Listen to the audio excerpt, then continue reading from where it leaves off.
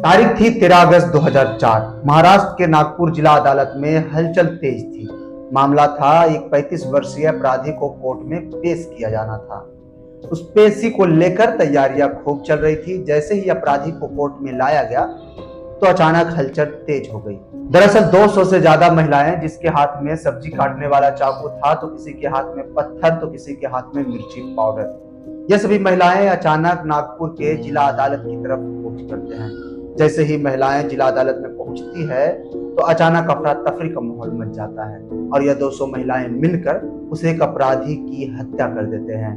Report के अनुसार करीब उस अपराधी के ऊपर 70 वार से ज्यादा चाकू से वार किया गया। उसके प्राइवेट पार्ट काट लिए गए और उसका कान भी काट लिया गया। और यह कोई आम घटना नहीं था, बल्कि इस घटना के बाद सिर्फ भारतीय मीडिया ही नहीं बल्कि विश्व की मीडिया भी इस घटना की खूब कवरेज की।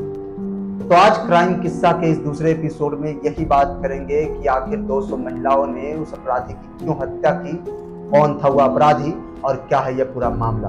नमस्कार, प्रणाम, मेरा नाम सत्यम राज मेहरा और आप सभी का स्वागत है द लोक धर्म पर। क्राइम की कई सारी कहानियां आप लोगों ने सुनी होगी, पर यह कोई आम कहानी नहीं है, बल्कि यह ऐसी कहानी है जिसे सुनने के बाद आप भी सोचने पे मजबूर हो जाएंगे। यह कहानी सिर्फ महिलाओं के सशक्तिकरण को नहीं बल्कि पुलिस के निकम्मेपन को और सिस्टम के खामियों को भी सामने लाता है। क्या है पूरी कहानी, तो कहानी की शुरुआत करते हैं।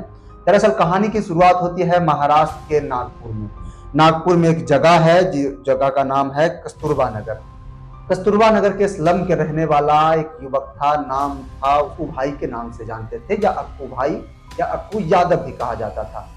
अक्कू यादव पिछले 15 वर्षों से कस्तूरबा नगर में आतंक मचाए हुए था। ऐसा खौफ कि महिलाएं ही नहीं बल्कि पुरुष भी डर के मारे जीवन जीने को मजबूर रह रहे थे। अक्कू यादव जिस भी महिला का मन करता उसका रेप करता, उसका बलात्कार करता और अगर उसके परिवार के कोई भी व्यक्ति उसका विरोध करता तो उसकी हत्या कर देता।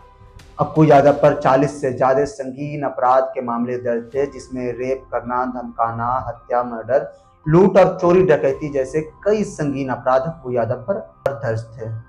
लेकिन पुलिस अक्कू यादव को छूती तक भी नहीं थी। जब भी पुलिस अक्कू यादव को पकड़ती थी, पुलिस उसे लेकर तो जाती थी लेकिन तुरंत उसको जमानत मिल जाता था।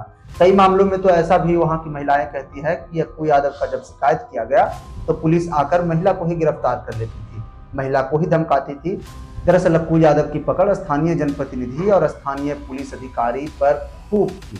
अक्कू यादव का खूब पहचान था, इसीलिए अक्कू यादव अपराध करके भी बच जाता था।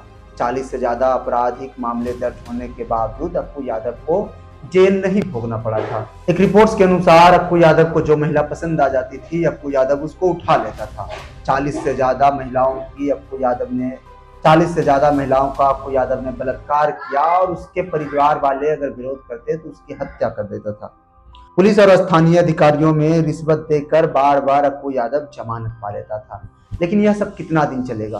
कोई अपराधी से कितना दिन तक डरेगा? डरने की भी एक सीमा होती है और यही सीमा धीरे धीरे पार होती गई और इतना पार हो गया कि महिलाओं ने एक संगठन बना लिया।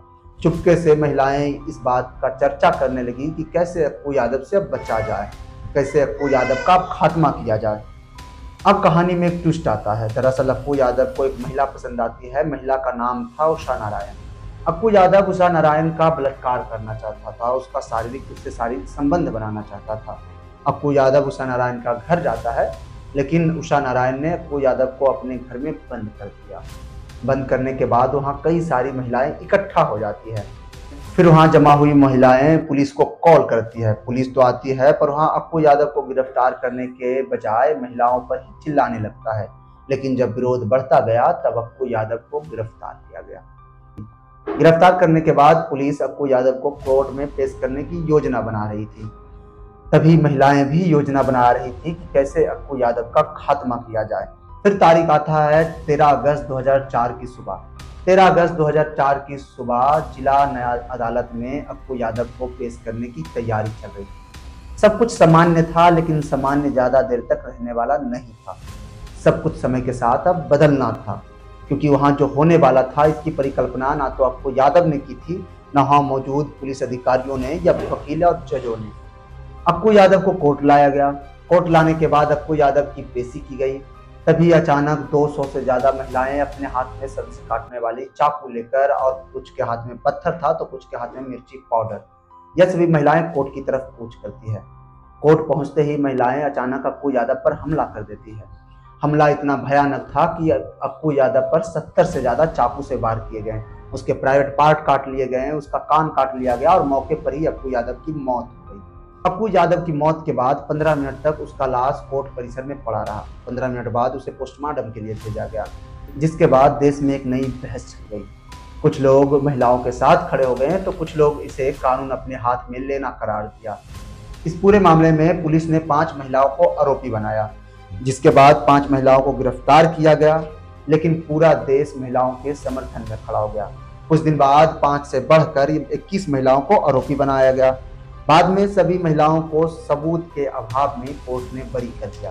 बरी करने का कारण भी अलग था, क्योंकि सारी महिलाएं कहती थी कि मैंने मारा, मैंने मारा, मैंने मारा, और यह तय करना मुश्किल था कि उन 200 महिलाओं में अक्कू यादव की हत्या किसने की। इतना ही नहीं, मामला आगे बढ़ गया था। मामला बन गया था आत्मरक्षा और न्याय के लिए विद्रोह, जिसके बाद कोर्ट भी महिलाओं के साथ खड़ा होता दिखा। कोर्ट सबूत के अभाव में सारी महिलाओं को बरी कर देता है, और इस तरीके से अक्कू यादव से खौफ खाने वाले सभी लोगों को राहत मिलती है। अक्कू यादव की मौत के साथ ही कस्तूरबा नगर में डर भी खत्म हो जाता है। महिलाएं खुलेआम सड़क पे घूम सकती थी और महिलाएं अब आराम से अपना जीवन यापन कर सकती थी।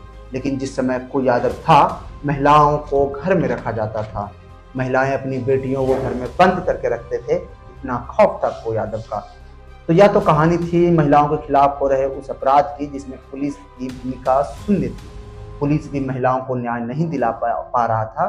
तब महिलाओं ने खुद से कानून अपने हाथ में लिया और अपनी रक्षा करने के लिए आगे आई। ये कहानी आपको कैसी लगी हमें कमेंट करके बताएं, और जुड़े रहें क्राइम किस्सा के साथ। ऐसी ही कहानी के साथ मैं अगला शनिवार फिर हाजिर होऊंगा। तब तक के लिए बहुत बहुत धन्यवाद।